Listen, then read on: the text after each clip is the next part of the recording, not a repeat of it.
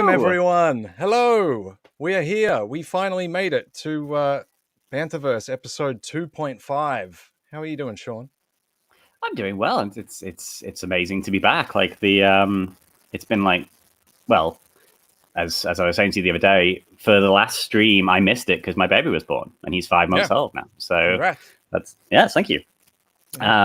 So healthy baby. Yes, super healthy baby, massive head, brilliant. Definitely my baby. expected it to be that big though. Yeah. We talk. Oh yeah, not like a weirdly sized head, like a nice head. Normal. All right, we're going to jump straight into this because we have got a very, very long story. I say that not to scare people off, but you know, it's about what we did last time, but just a touch longer. And there's a lot of stuff that's going to happen in it. So, if you are new to the Banthaverse, if this is your first time watching one of these things, say so in the live chat. Make sure that you're subscribed, hit the like button so that we can get this thing boosted up and get more eyes on it. If we've got patrons in the room, thank you very much for all of your support.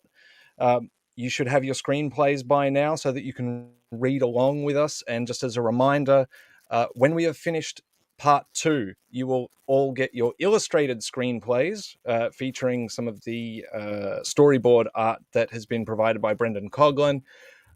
We're going to not do that in the read-through versions, though. So you'll get one at the end with everything in there. Make sure that you have fun in the live chat. We've got moderators in there just in case anything gets out of hand. Try not to swear in the live chat. And just be aware as well, we are plowing through this screenplay. So while super chats are really appreciated, we won't be reading them out on screen during this stream. Yeah. But that is a good segue to talk about sticking around for the live show. When we end this stream, you will be automatically redirected to the after show. There's a link in the description of this stream just in case the automatic redirect doesn't work. And yeah, we'll all be in there just without costumes, kicking back and talking about all of the things that have happened. And if you would like to talk about any of the stuff that has happened as well, go ahead and tweet it. You've got 2 hashtags there that you can bring up, and we'll keep track of them and we'll share some of the best tweets around. So, without further ado, let's get into it. We're ready to start introducing our cast. So I'll take my face away, and let's begin by bringing in Maggie Lovett. Hello. Hey, Maggie. How are you doing? Yeah, I am Maggie Lovett. I am the co-host of the Outer Rim Beacon and the host of Let's Talk About Star Wars on YouTube. And I'm reading as Padme Amidala today. And you can follow me over on Twitter at Maggie of the Town. And thank you. Now let's bring in your co-star, Dan Miller. Hello, I am Dan Miller, co-creator and co-host or bro-host at Broaxium, Shooting the Poodoo. That's part of Broaxium. And I will be reading as a person, and his name is Anakin. And also, I'll be doing my best Tom Kane as well. And you can find me at StayOnTarget42 on Twitter if you want, if you want. How you doing, Matt? Welcome back, Alice. Hi, I'm Alice. I'm part of Force Toast, a Star Wars happy hour podcast, and I'm reprising my role as Obi-Wan Kenobi. I grow a beard real fast. It's good. And we're also welcoming back someone that has been with us in spirit and physically on the Banthaverse before, and that is Raven Spencer. Hello. Hi, I'm Raven from Force Connect, Sisters of Sabers, and Broaxium. I'm a bro host on Shooting the Poodoo. And I'm reading the part of Sporky tonight. And you can tweet me at Jannabella J. We've got someone new that we're bringing in, and we are really, really excited to have her in here. So please, in the live chat, welcome our new friend, Heather Antos. Hi, I'm Heather Antos. I make Star Wars comics as a day job, and as a fun job, I read them. You can follow me at Twitter at Heather Antos. Coming back to someone that has been with us before, I'm sure you all remember her from episode 10, which we did the first time around. We've given her some very cool characters again, and that is Hi. Laura. Hello. How are you doing? Good. My name's Laura Sarah Cole. I'm the editor, managing editor of the Nerds of Color and a freelance writer. So I'm excited to be here. I'm going to play Yoda and Dexter Jetster. Amazing. Amazing. We've got another newbie here, and very excited to have him as part of the Banthaverse again, and that is none other than Kyle Katarn. Hello there. How's it going? Kyle Katarn here, host of Comics with Katarn. I will be playing General Grievous today. You can follow me on YouTube, Instagram, Twitch, and Twitter as Kyle Katarn. And I think you've already met this guy, but let's say hi to him again. So we've got Sean. Hey, Sean. Hi. Good to be back. I'm playing Aris Faris and Battle Droid Roger 1, and I helped write this thing that you're all going to enjoy. I was the one who had to put all the comments saying too porny? Question mark. So yeah, I played my role. Now you usually narrate, but we've got someone back again with us who has graciously taken up the narrator role, and let's welcome her back. Hey, Lou. Hello, everyone. My name is Luthien. I am co-host of Girls with Sabers on YouTube, and you can find us all over the social media interwebs. Twitter is at GirlsWSabers, and I'm so excited to be back again. Great to have you back. And I'm not reading as anyone, so you don't have to look at my mug any longer until the live show. So let's get on with it. I'd say is. Everyone ready? Let me get everyone in here. Yep. I don't hate right, transitions, by the way. I really don't. Stop it, Dan. Sure you don't. All right. Well, it sounds like we are all ready to go. So let's get the show on the road.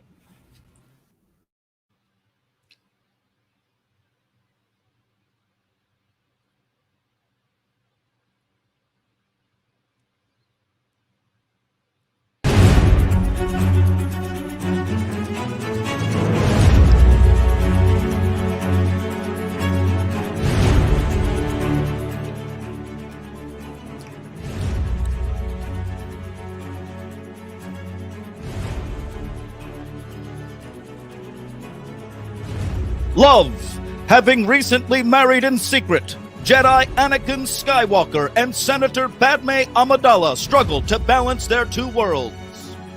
After a grueling battle at the edge of Republic space, Anakin has qualified for a brief period of leave from his Jedi duties. During this time, the newlywed couple hopes to finally take the honeymoon of their dreams.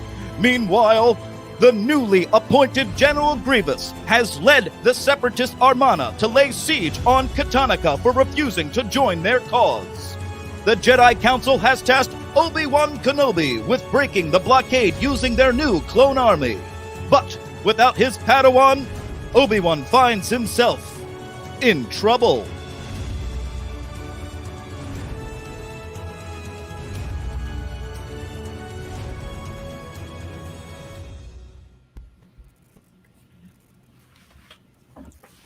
Exterior. Space. We pan down from a field of stars. A large starship moves into frame from camera left. This is Obi-Wan's command ship, the Clam. Ahead, a wall of Separatist heavy cruisers barricade a planet beyond. Interior. Republic command ship, the Clam. Obi-Wan sits in the captain's chair. He strokes his beard. I have a shitty feeling about this. The door chimes as the commander of the Republic fleet, Sporky Frost, enters. Obi-Wan grins at the clone standing before him. Ahoy, General Kenobi. You're late. Obi-Wan turns back to the view screen. I'm sorry I missed your messages. I had to call home first. I figured we'd just chat when I got here. Don't sweat it, Sporky. You've been a natural here. But have you thought about a career change? Maybe I would if it wasn't the only job available. You do great work, Sporky, but you'd make a great hairdresser. But we work so well as a team. I'll keep you forever. Plus, you're an integral part of the biggest secret operation we have. It doesn't seem like it's that big a secret. They can see us right here. In fact, I think they're firing missiles at us. Say,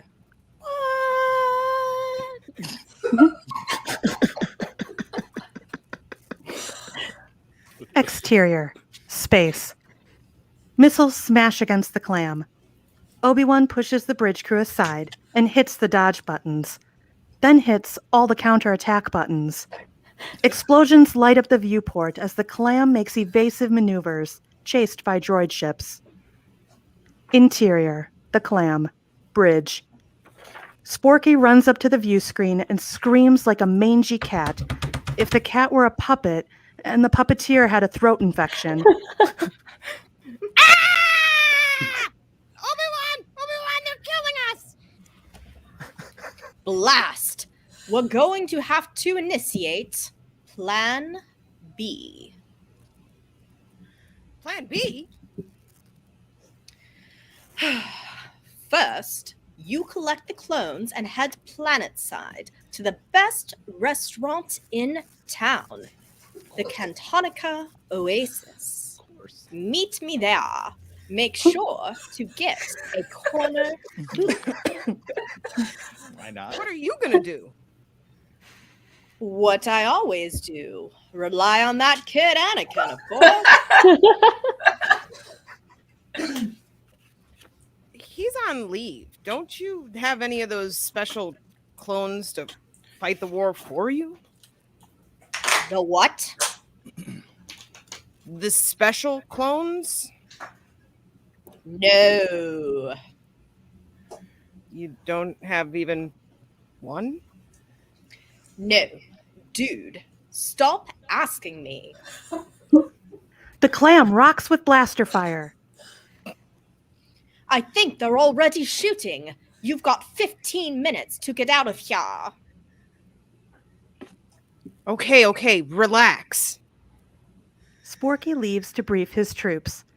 They put down the chicken they were eating and dive out of the airlock, rocketing in their jetpacks to the planet below.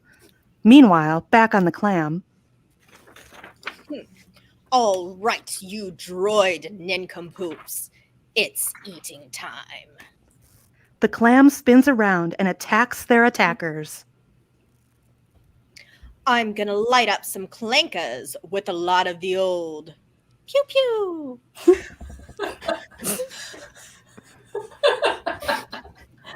The clam fires the autocannons, destroying several droid ships.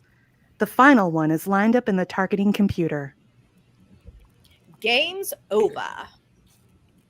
The final droid ship explodes into space dust, as the clam explodes, but not before a small, inconspicuous lone starfighter can jettison, powered down. It drifts in space until it is out of scanning range, then heads towards the planet's surface. Inside is Obi-Wan Kenobi.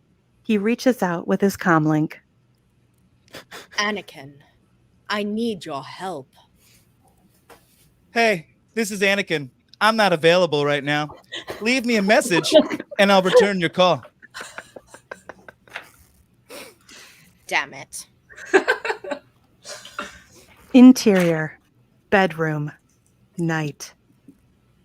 On the other side of the galaxy, Anakin Skywalker is suddenly awoken. Next to him, his bride, Padmé Amidala, is jostled awake. Are you okay, my love? Was it another bad dream? No, Padme, I'm afraid this was real. As sure as the Force brought me here to our bedroom in our home, at the very expensive Republic Senate Plaza, it also keeps wanting to take me away from you, back to the war. I sense Obi-Wan needs me. My love, I know the Force is guiding us both. It will always be there for us. But we leave for Corbion tomorrow to begin our honeymoon. Finally! But if I don't answer, the Jedi will come looking, and Yoda will find evidence of us. Surely you would understand the necessity of me being there. Padme looks deep into Anakin's eyes. You're scared Obi-Wan will find us, but he is not and will not. But I have. I found us. And if I keep getting in the way of our love, I'll see them turned into ghosts. Anakin shakes her sharply. Padme! Stop this at once! Anakin, I'm here with you. No! You're obviously sleep-talking! Anakin, I'm not. I feel like they're becoming our enemy. The Jedi, your visions. Are you sure Obi-Wan actually needs you now? Or was it some sort of vision of the future? It was the present. Speaking of, you may no longer be the queen of Naboo, but you are the queen of these sheets. Padme opens her eyes in surprise. Why, Anakin? Skywalker, you're a married man. And I feel nothing but regret and guilt from my filthy mouth. I escape from myself sometimes. You're really not much of a Jedi anymore, are you? As much as it pains me, I'm no longer a textbook Jedi Knight. Not since we married. I'm a bad boy. Maybe once the war is over, I could leave the order. Anakin, you're thinking about becoming a moisture farmer again, aren't you?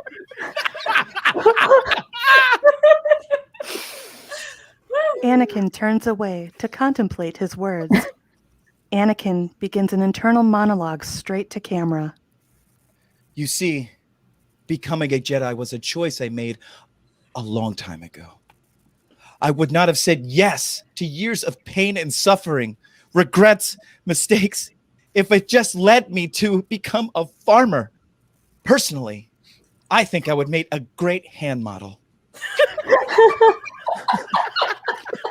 Unlike the mysterious hooked hand from my dreams. Anakin thinks of the shadowy figure with a hook for a hand. Answer me, Anakin. No, I am not. Anakin, I love you, but I just can't do this right now. We should be discussing our trip for Corbin Springs tomorrow. What will Obi-Wan do when you tell him you can't make it to the war party? Obi-Wan is a coward. If he were there to learn of our bedroom, of my visions, I fear what he'd do. Obi-Wan does what he thinks is right, but you can't run away from your fear, Anakin. I know. I guess it's just hard for me to accept that Obi-Wan would stand by and watch as I got burned alive. What kind of man does that? Anakin, that was only a dream. Now, can we talk about me, please? What is it, my love? I need a massage from a masseuse. Obi-Wan knows the Jedi way of massage. How do you know this? Oh. How do you know this? You've never been massaged. Obi-Wan has been massaging my handmaidens for years. It's a way for him to make love and not get caught. Anakin's attention is instantly drawn to what Padme just said. Anakin begins an internal monologue. Obi-Wan, a masseuse? Making love to handmaids? Padme dresses as a handmaid frequently. What does it mean? Padme clicks her fingers, snapping Anakin back to attention. Anakin, were you even paying attention? You were talking about the Jedi way. Yes, it's a secret method you need to know. And one I'm happy to show you. I know this secret. I know exactly what it is. Oh, do you? No. Padme leans in and whispers in Anakin's ear. Anakin's eyes widen. His mouth gasps. This knowledge brings excitement to Anakin's soul.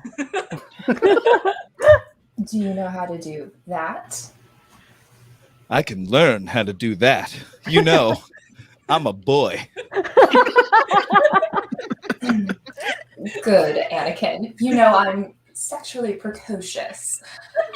I also need a hot bath to get this kink out of my back. A hot bath will do the trick. May I bathe with you? You tinker with objects all day long, and now you must tinker with me. You sexy force minx. I am not a force monk. I'm Anakin. A person. Oh. Anakin bathes with Padme. The bathing scene is almost complete.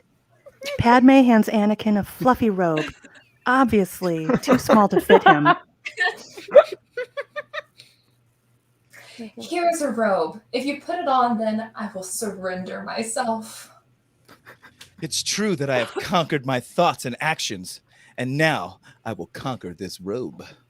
Put on the robe. If I put on the robe, you'll surrender yourself? Put on the robe and find out. I've got what a force monk needs. I am not a force monk. I'm Anakin. And as Anakin, will you live here under your master's thumb for your whole life, or will you leave without the permission of the council and take us away for our honeymoon? Of course. We'll leave tomorrow. Good. Good. Good. Good. I was the first woman you ever spoke to, the first woman you ever kissed, that you ever trusted. You took a chance, more so than I. We deserve She pauses, noticing the flashing red light of Anakin's comlink. I guess that's Obi-Wan calling you. I'm sorry, Anakin, but I'm not canceling our trip. Are there no other options? What if we were called to a dangerous Senate meeting and require my escort? Well, that depends. Where is Obi-Wan's mission? He told me he was going to CANTONICA. From the last Senate briefing, not all of Cantonica is under fire. Canto Bight is a neutral zone. But Anakin, Canto Bight? I don't want to go to Canto Bight for our honeymoon. I'll do whatever you say. But why not Canto Bight? Because, my love, it's a shithole.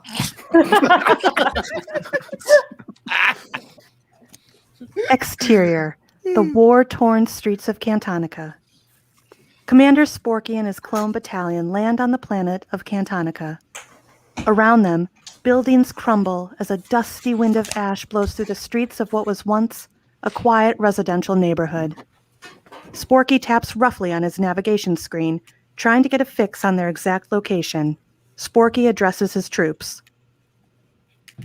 All right, class, let's get this over with. First of all, I want to address all of you by your fighting names. You know, the real names given to you after your first kill. Understood? The troopers stand at attention. Together, they respond. Sir! Yeah. Sporky points to his second in command. His name, is CT 2222222222. Good. CT 2222222222. You take point and lead us north of the town. Go all the way to the end of the street. You copy? Copy that, sir. Yes, sir. Now follow the street back. Then all the way up. And then back again. It's perfect. As you command. The squad cut across the dark, heavily bombed streets. They reach the end of the street, turn, and head back to where they started. That's it. Good job. Now let's turn right. I think I see somewhere we can take cover. We're doing great. I believe in all of you. They sneak between the wreckage of the vehicles, walls, and the burned bodies of the unfortunate souls who once called this town home. They reach a building that still looks reasonably intact. Great work. Bring it in. As they all go in for a group hug, crash! A trooper is suddenly thrown, their body exploding on a yellow police cruiser nearby. Blood sprays the other troopers. What's going on? I'm covered in blood. Is it mine? CT 2222222222 puts his finger under his helmet to taste the blood. I don't actually know what my blood tastes like. No biggie. He's just a reg. We've got plenty of them.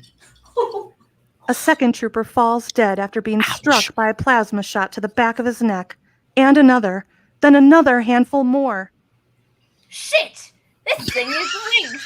How much longer until we all die? How long until we fail General Kenobi?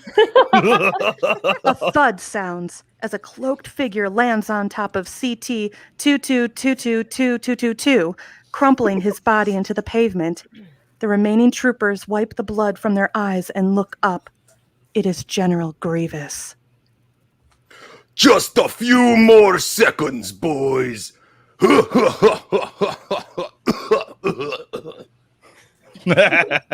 Sporky and his troops take cover, firing on Grievous without hesitation. He deflects their shots with his 4 lightsabers. All right, guys. I know CT 2222222222, and those other guys died horribly, but we've got to take him out. The troopers shout together. Sir, yes, sir. Grievous raises a hand, and bombs rain all around. Well, this can't be good. The troopers feel terror as the explosions fling many of them through the air towards Grievous. Ah, more dolls for my collection. Crash! The building across from them explodes in a massive burst of light and energy. Sporky's squad leaves their cover. They hear the sound of droids marching closer. Sporky runs around in a panic, like a marble being chased by a hungry Transdoshan. There are too many of them. We must triumph, but we're useless if we're all dead. Retreat! The few remaining troopers retreat as Grievous tears through those too slow to get out of his way. Only Sporky and one other remain. Oh, look who's back. Don't look so disappointed to see me. Well, I guess you're welcome to come at me again, but I play hard to get. It's damn amazing how a building collapsing and an exploding clone would cost me so much today. Don't worry, beautiful. In your failure, you won't get to help Kenobi, but you will help me. How exactly? I have a repetitive strain injury in my wrists, and I've been given rehabilitation exercises by my physician. You will help me with them. Sporky and the last trooper are suddenly surrounded. Grievous grabs the clone trooper by the neck and slams him into the ground. Do you want to kiss me on the lips? The trooper struggles under Grievous's talon, wreathing in terror. He looks to Sporky, pleading for help with his eyes. Tell me this trooper's name and I let him go. He may still have a successful career as a ballroom dance teacher. His name? His name is... Sir, please. Sir, please. The unnamed trooper begins to sob and sputter. Oh, never mind. It was a joke. I'm a gentleman. The unnamed trooper's eyes burst as Grievous grabs him by the neck, snapping it, and tosses him at Sporky's feet. Ouch. Catch your breath and help me find Mr. Kenobi, or you will be dismembered. Grievous laughs. By me! Grievous laughs. The camera pulls in tighter on Grievous as he laughs maniacally.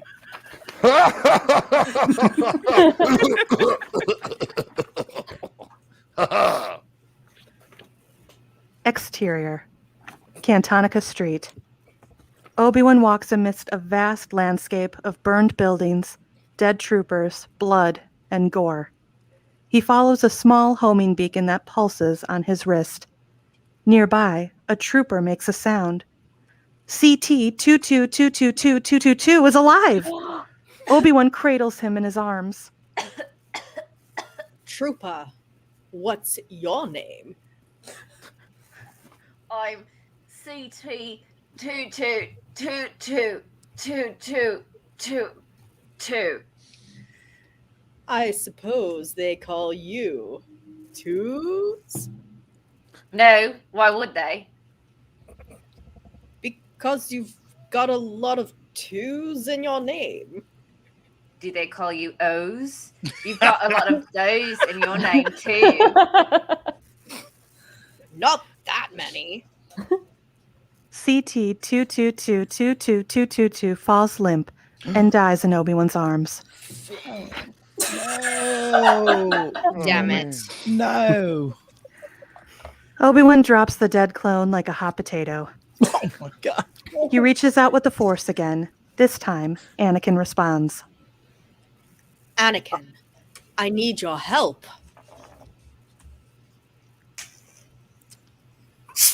Obi-Wan, I hear you. Where are you? In a street full of dead bodies. Shit is serious, Anakin. Where the hell are you? Eating small cakes with Padme and... Anakin falls silent. Obi-Wan suddenly senses a picnic. What are you doing, Anakin? I'm having trouble breathing. Walking in circles. I know you should be resting, but I need you on Cantonica. It's hitting the fan out here, Anakin. That's great because that's great because Padme needs to go to Canto. Anakin, your lack of respect is disturbing. Have you not heard me state that things are bananas here? I hear you, but... B-A-N-A-N-A-S.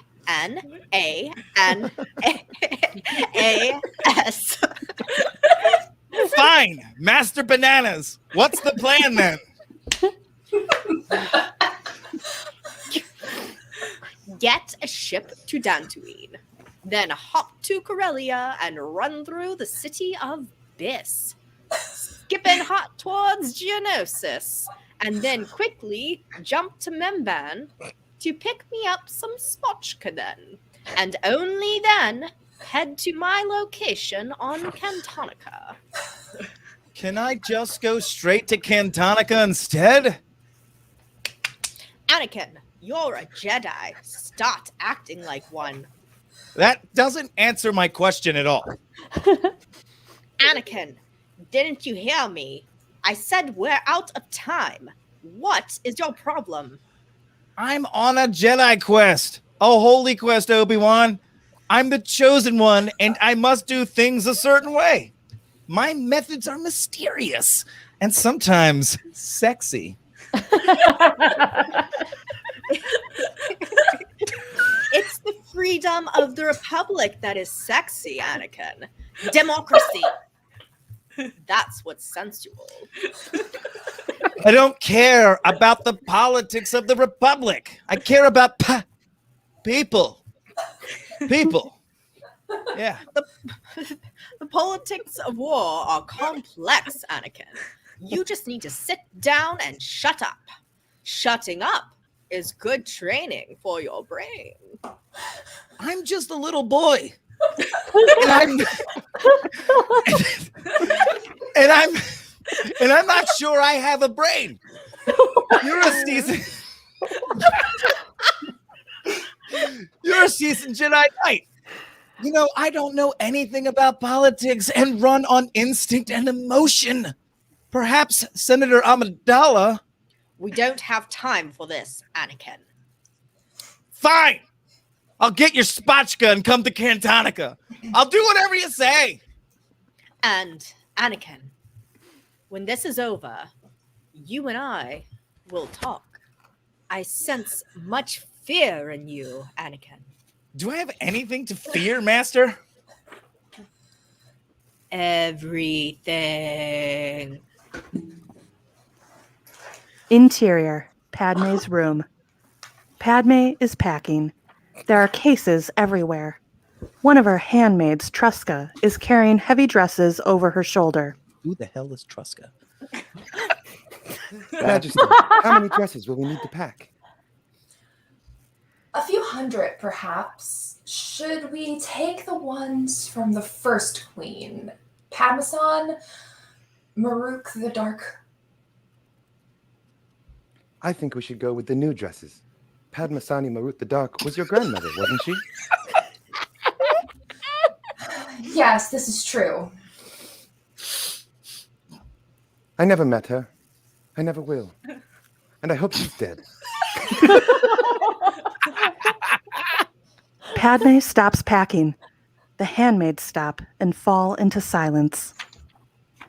We're all a bit emotional. I appreciate you and all that you do, but you are under my service and protection, and I will not have you speak of Grandmama like that. I'm so sorry, Your Majesty. But you don't have to protect me. I'm grown. I will always protect you, Truska. That's the Padme promise. Truska puts the dresses down and leaves. Another handmaid enters carrying a sack of wigs. She is much, much older than the other handmaids. She uses a walking frame to keep herself upright as she moves slowly from point A to point B. Her name is Eris Ferris. Thank you, Eris Ferris. These will do nicely, but I will also need your hair. Oh, you will not want it, my lady. It has gone grey and brittle from years of abuse.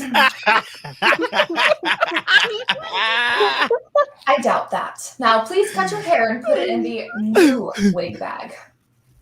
Eris picks up a pair of scissors from the dresser. Of course, the lady. As Eris reluctantly cuts off her hair, she stares at herself in the mirror. The thought, I look like I've been trampled by beasts, crosses her mind.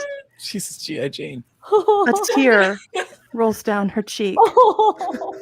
She shakes herself back into focus and hands her severed hair to Padme. Oh, you weren't kidding. It's awful hair. Padme. Hideous and awful. Throw it in the garbage chute on your way out. Oh my please. God. Padme. Of course, your worshipfulness. That was super cool of you. Thanks a lot.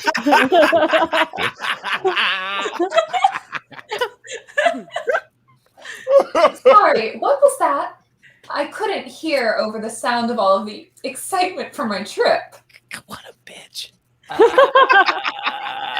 that, Anakin. I said Thank you for freeing me of my disgusting hair. It used to itch, milady. Eris leaves with her hair and the entire wig bag. Another handmaid enters the room, this time carrying jewelry. Her name is Pamina. The story goes that her husband was murdered by rival jewelers. At least that's how the story goes. Of all the handmaids, Pamina looks the least like Padme. Lady, I have a problem. Oh, I thought only I had problems. Tell me yours. I didn't get waxed. It's still long. Oh. Padme takes a look. Wow. Oh. So I see. I wouldn't say to trim it now.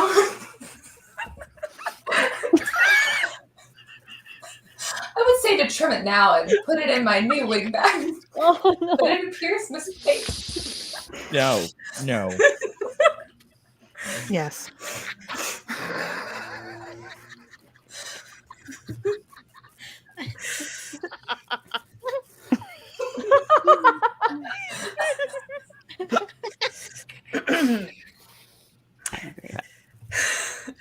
Lady, I also come bearing a message. Senator Duval of Cantonica desires a girl to escort him, if you know what I mean. Oh, hell no. Pamina performs an elaborate slow-motion wink.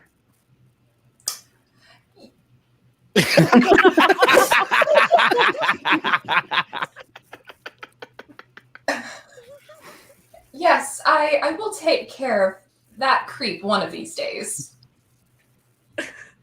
There is something else. I haven't got to dress for the season's dance in Cantonica, and if I do not have a nice outfit, I will be publicly ridiculed. I would give anything if you could loan me a gown or something to make me look more presentable. But, Pamina, we aren't going to Cantonica. Plus, I don't have any dresses to spare. And I doubt you would fit into any of mine, even if I did have a spare that I could loan you. We are quite literally body doubles. Padme turns her back to Pamina as she walks to her dress closet. Pamina quietly lifts a black dress that had been laid out on the bed, quickly rolling it up and stuffing it under her cloak. What other news do you have for me, Pamina? Lady, I have a new necklace for you. It is made of shiny great dragon scales. Shall we try it on? I know it will look just divine on you. Sure. Padme tries on the necklace. Oh, it doesn't suit you at all. In fact, you look terrible in it. What? Why? Pamina undoes the necklace and lifts it from Padme's neck. Hideous. Just awful and unbecoming. I'll say you get something far more suitable. Anakin enters the room. Pamina slides the necklace into a pocket beneath her cloak as the handmaids fall silent. Thank you, my dears. Now please leave me and my husband to our secrecy. The handmaids scurry out, leaving Anakin and Padme to their secrecy. Anakin, how do I look? You look human. You're you're beautiful. You're exotic. But you're also so-so. But enough with the formalities. I have great news. We're going to Canto Bite. Padme fills a suitcase with clothes and puts it with the others. Anakin, no, not Canto Bite. I was depending on you. Everybody depends on me. You're the one who keeps saying I'm the chosen one, but I don't feel it. I don't feel the sense of destiny you talk about. Why can't anyone trust me to make a damn choice? Padme fills a suitcase with clothes and puts it with the others. Anakin, you're my husband. Padme, I'm a boy. Padme fills a suitcase with clothes and puts it with the others. Sometimes you have to do things you don't want to do for the sake of your people. I understand your conflicting loyalties. What you're saying doesn't make sense. I don't have conflictings about feelings about anything ever. Padme fills a suitcase with clothes and puts it with the others. And this is your final parting message until we can meet again on Cantonica? You sound like a little boy. No. I'm sorry. I should have just told you how much you mean to me. You've always been my number one, Padme. As Padme fills another suitcase with clothes and puts it with the others, Jesus. Anakin begins an internal monologue straight to camera. The age difference isn't that big a deal, is it? Our romance was so fast. What if she doesn't like boys? I'm a boy. The monologue ends. Anakin looks up. I love you, Padme. I love you too, Anakin.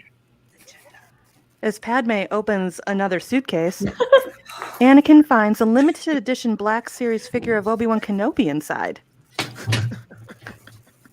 Whoa! That's odd. That isn't mine. Padme fills the remaining space in the suitcase with clothes and puts it with the others. She considers how to make the best of the situation. Okay, so we're going to Canto Bight for our goddamn honeymoon. When are you leaving? Right now. How will you get there?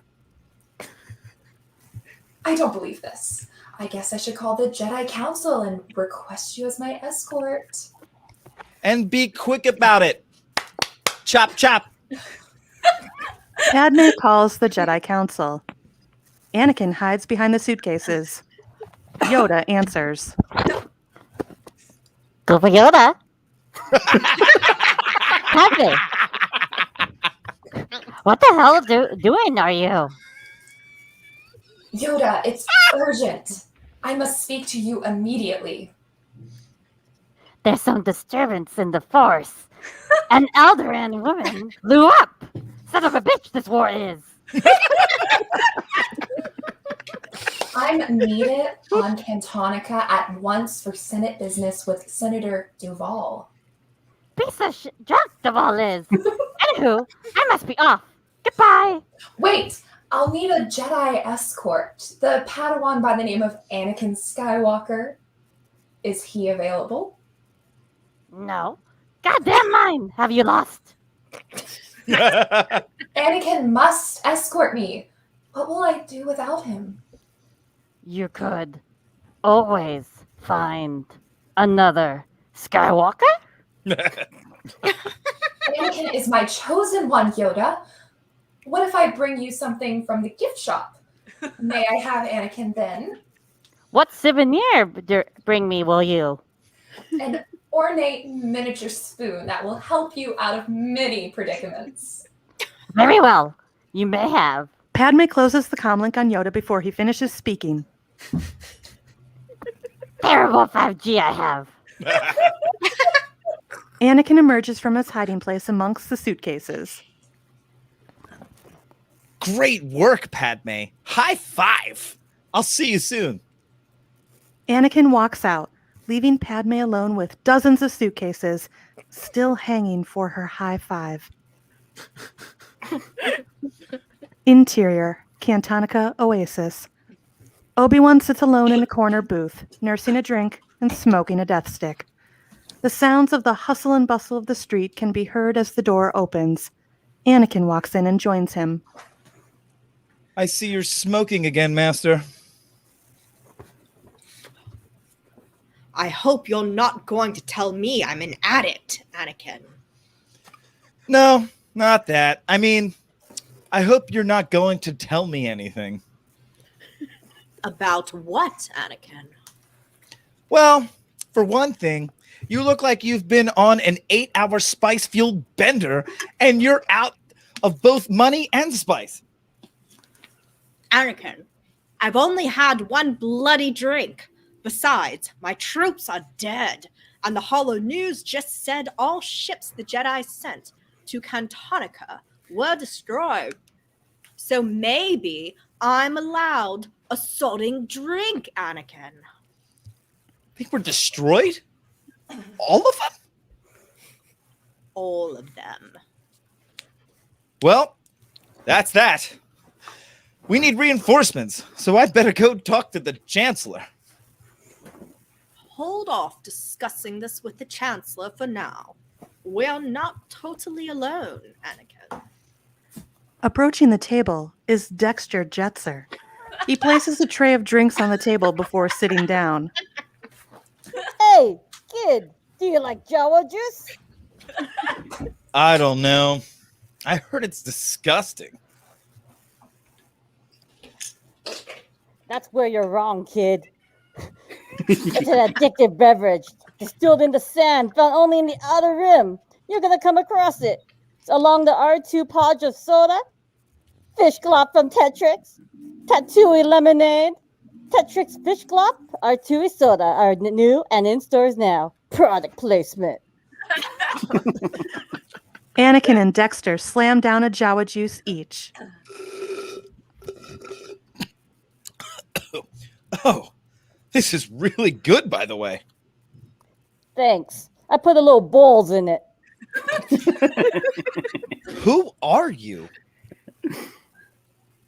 General Dexter Jexter. So, you're a general now, Dex. They must have heard about my Jawa juice. How else can I say? Now I'm in charge of your mission. You got a problem with that? Yeah, I do. Surely Obi-Wan's in charge. Obi-Wan blows a smoke ring and smiles. Nice. You'll get no arguments from me. Word on the street is the bloke you're looking for is one mean glass of Jawa juice. Goes by the name of General Grievous. Don't let me name you, fool you. He's not very nice. And do you know him? Or Ever just know of him? Ever heard of the Battle of Tetris? Flashback. The Battle of Tethys. A young Dexter Jetser is fighting a young General Grievous atop a building in a war-torn city. They are both wielding deadly vibro swords. Yeah, yeah. No one touches my building. I heard your dad actually owns the building. That's nice. Well, if you try to take my building, my dad will beat up your dad and add it to my collection. Yeah, well, our fathers are dicks, I guess. Do I have your attention? Or do you think my dad's kind of hot? Dexter takes his sword and swings at Grievous, missing by a hair. No one hits me. I'm going to kill you and your hot dad too. Dexter slices at Grievous, but is deflected by his armor. You're too slow. I thought you were faster than this. You didn't even break a world record. Grievous slashes Dexter's face, causing him to fall. Grievous raises his vibro sword for the killing blow. Dexter interrupts. Did I ever tell you the secret ingredient in my Jawa juice is? You did not. Dexter kicks Grievous in the balls and leaps from the roof of the building. He lands on a passing transport, narrowly escaping the encounter. The flashback ends. I felt that. Interior, Cantonica Oasis. Dexter sips his Jawa juice. How are we going to find him? You're a smart Wookiee kid. I'm sure you'll find a way. Works for me. Anakin always has great plans. We'll leave at once. Yes, my plan.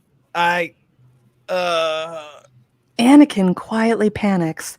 He leans into Obi-Wan and Dexter.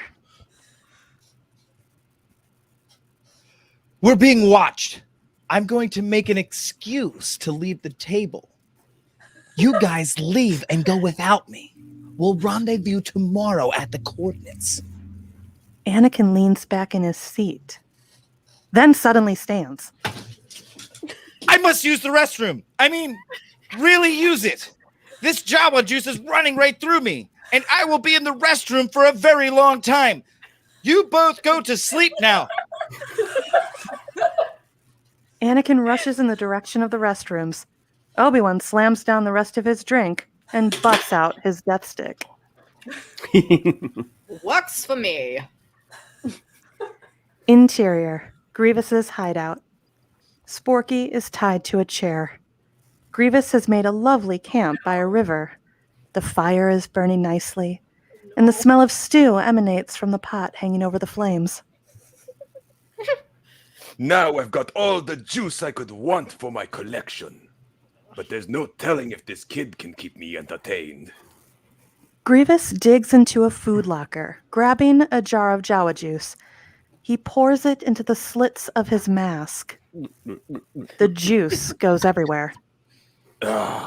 Refreshing! Grievous fills the empty jar with green and yellow river water. He turns to Sporky. Care for a refreshment? Grievous pours the liquid onto Sporky's head. His eyes bulge as the toxic river water burns his skin. He screams in agony. That's what I'm talking about. The good life. Sporky coughs and spits. He looks up at Grievous. Why are you doing this? Because I can do anything I want. Just because I can. Just because I'm big doesn't mean I have to live by big, stupid rules. Grievous picks Sporky up and throws him through the campfire. The stew goes everywhere. Where are the Jedi? Where is Mr. Kenobi? I've never met Mr. Kenobi. What's a Jedi? So, you're a smartass. Grievous lifts and smashes Sporky against the ground. Sporky coughs again from the pain. I'll never betray my brothers to some beast covered in Jawa juice. Why don't you just kill me? For once, I don't have an answer. I thought you'd be smart and you'd have an answer. Grievous hits Sporky in the head with the hilt of a lightsaber. If you don't tell me the location of Kenobi, my answer will be the last words you'll ever hear. Grievous grabs Sporky by the legs and hangs him upside down. Sporky falls out of his pants. Ugh. Put on your pants, you big pervert.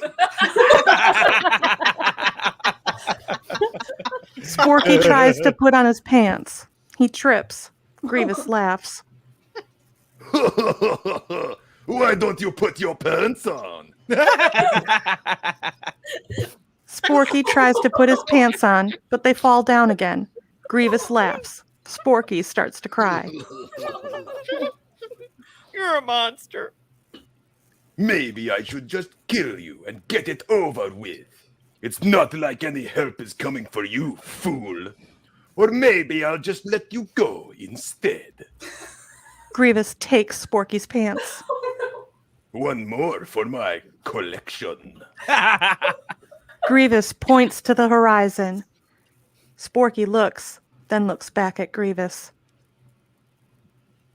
Don't make me change my mind. Without his pants, Sporky dashes away from the camp, passing battle droid Roger 1 as it enters the hideout. Roger, Roger. Hey, Grievous, where the heck is your friend going without in his pants? He'll lead us right to the Jedi. Follow him. Roger, Roger. Interior, Canto Bight Resort. The Canto Bight Resort, named the Maximus Relaxus, is a single-story white building adorned by a red sign covered in big black letters which read, Space. The parking lot is packed with 600 guests and luxury droids. A huge party is going on. Padme and Pumina look down on the party from the balcony of the honeymoon suite. It is loud and obnoxious. Soon Anakin will be here, and then we're going to have some real fun at the season's dance. Like, what kind of fun? Padme smiles and turns away. I've got an idea. Let's go to a nightclub. There's a place out in the sands called Le Rouge, and their headliner will be the Galactic Kittens. It's a band from the forest moon of Endor, and they play Ewok death metal. I remember listening to them on my Galapagos Walkman when I was a little girl. Padme shrugs. Anakin doesn't like sand. No. But this is very soft, expensive sand. I'm sure Anakin won't mind. It does sound like a fun outing if we could get a ride there and back before Anakin arrives. Don't worry, I'll hire us a desert skiff. Padme looks down at the obnoxious crowd. Pumina faces Padme. What's wrong? You look kind of sad. It's just, I wish Anakin were here right now. This is supposed to be our honeymoon, and he's... Oh, snap out of it! You're a grown woman! Forget your husband for tonight and come out with me, the lady, and have a great time. How dare! Pumina slaps Padme dramatically. No! You are Padme Amidala, not some little Miss Helpless. Get it together, bitch! Padme blinks and takes a deep breath. Let us enjoy ourselves. You only have a few days of honeymoon together, and then you're going to have to face all his Jedi crap alone. Padme stares at Pumina for a moment. Let's go get so drunk they declare we died from coolness. But let's also not go too far away. I still want to be close by for when Anakin arrives. Now you're talking. Council chambers, Coruscant. Masters of the Jedi Council are seated. Plo Koon, Depa Billaba, Urail Poof, and even Piel are absent. Yoda, Mace Windu, Kit Fisto, Shak Ti, Kiadi Mundi, and Yaddle sit in silence, one with the Force. Can we order a pizza? Suddenly, a hologram of Obi-Wan appears in the center of the room. Can we order a pizza? Masters, I must report that Cantonica has gone awry. Things are awry all over the galaxy. No matter which side you're on, we will deliberate. The Jedi Council purpose, deliberating is. I thought our job was to keep the peace. I saw that somewhere in a book. The Jedi Code, perhaps? Ah, yes. Fascinating book. Let me retrieve it from the Jedi archives. What was that? I didn't quite hear you. Your bad connection is just a standard plot device. Kiadi Mundi leaves the room, headed for the Jedi archives. I thought that asshole would never leave. Can we get on with it? I need reinforcements. On with it, getting. This meeting's about Master Obi-Wan. We don't even know how to help or get on with it. That's my point. The Jedi stuff is just looking cool, but many people will die if we don't act. Right. And we can't keep wasting time in meetings about the same issues while still getting nowhere. Well, we could always open a cantina with a pizza bar in the back, sell mainly by the slice, and some craft brews with a good profit margin. We should schedule a meeting to discuss this.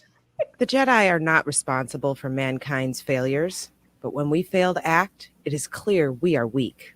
So I suggest we monitor the situation closely. A lot of monitoring, not enough action. Sounds just like the Jedi Order. How about the Jedi order some pizza? Monitoring? Yes. Action? Eventually, one cannot take responsibility for something they cannot see. Yes, that is also true, Master Yoda. At least I think so. I mean, who am I to say, really? Just guessing here I am. Vote on it. We shall. The Jedi are strong in combat, but not so strong in many other areas. Not so much going on below the surface.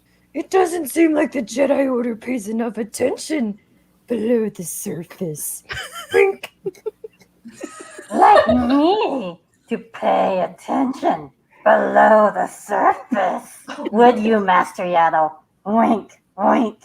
You know what I like. Wink. What? I'm sorry, my connection broke up. Masters Yoda and Yaddle were just discussing how best to help you, Master Kabubi. The Jedi Council breaks out in a giggling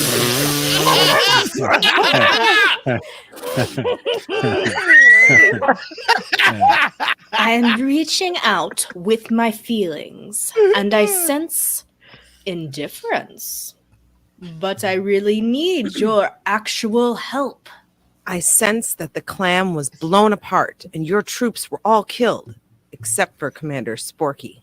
I sense he is alive and very, very chilly. Sporky made it? Where is he? Can you reach him? When check-in, does he? Your coordinates we will send. Can we afford to send another fleet to Cantonica? Yeah, of course. Just add another clam to the tab. Our sense of the public has the credits. Thank you, Masters. How can I repay you? Master Kenobi, how many pizzas do you sense we should buy for this many grown-up Jedi? I sense 2 family pies should do the trick. We accept your request for reinforcements, Kenobi. And 2 family pizza pies. And 2 family pizza pies. Thank you, Masters. May the Force be with you. And with you. Good luck, Master Obi-Wan. Much hidden darkness I sense on Cantonica. Mindful of your surroundings you must be. Tie your goddamn shoelaces. I will, Masters.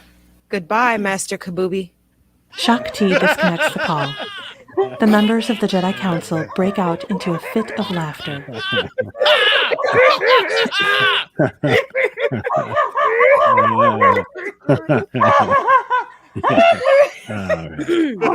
Really sending another clam to Master Obi-Wan, are we? No way! You know how expensive those things are? Kiadi Mundi returns, waving a copy of the Jedi Code. I have it. I have it. Where is Master Kenobi? You're not getting any pizza. You weren't here. Kiadi Mundi holds up his hand for a high five that never comes.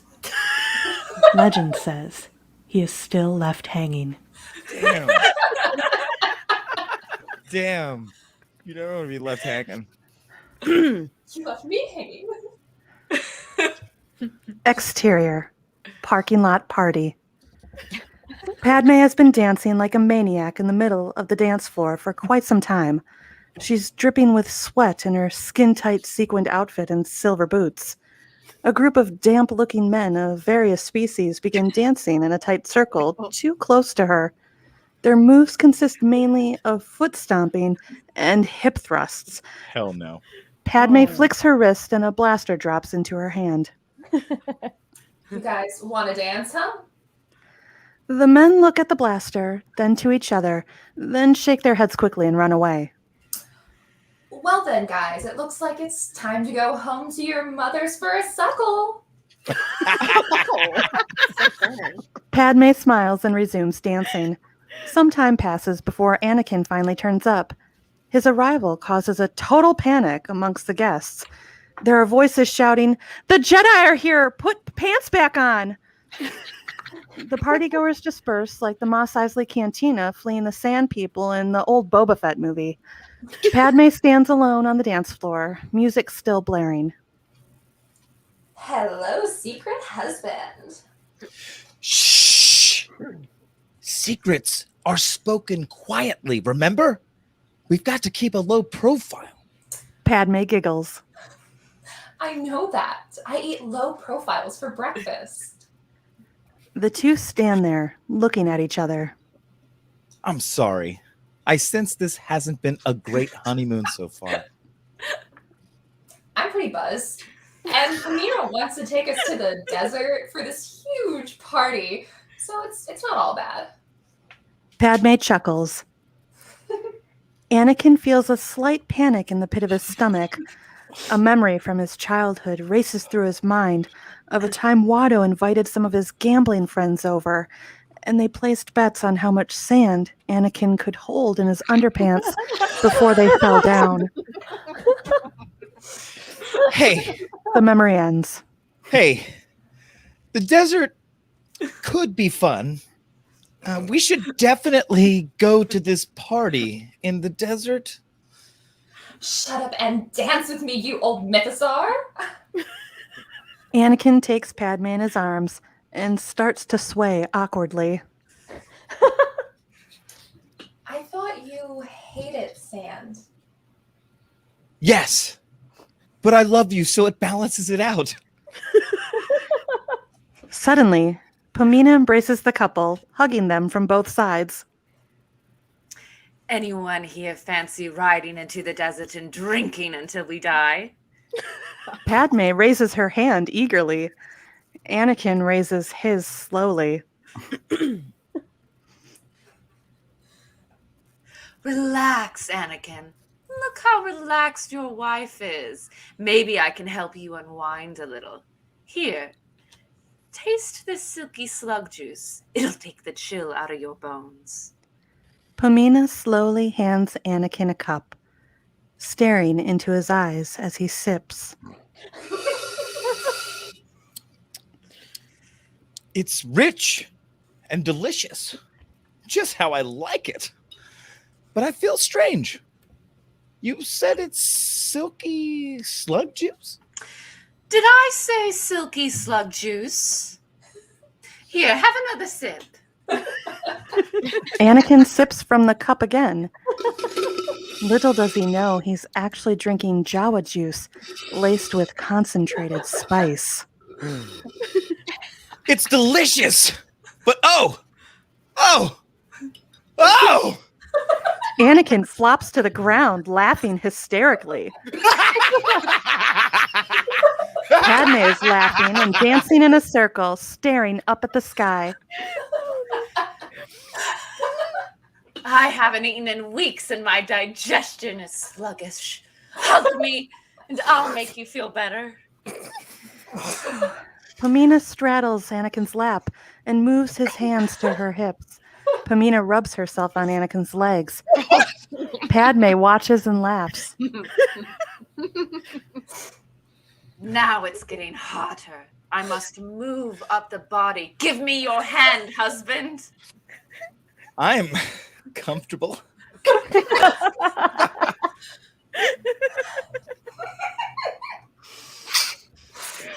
Do you remember how you used to pet your sweet little teddy bear?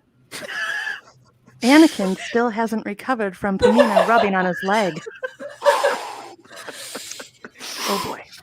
I've always loved petting my little teddy bear. And now I've become your little teddy bear. Now I'm what's really important. Anakin leans back and closes his eyes as Pamina places her head in his lap. Woo! Padme continues to laugh as she smacks Pamina on her backside. You should date my Padme and me. We should all date. I can babysit, you know. I'm very trustworthy with children. You're Padme. I think you mean our Padme. I am Padme. But what's my last name?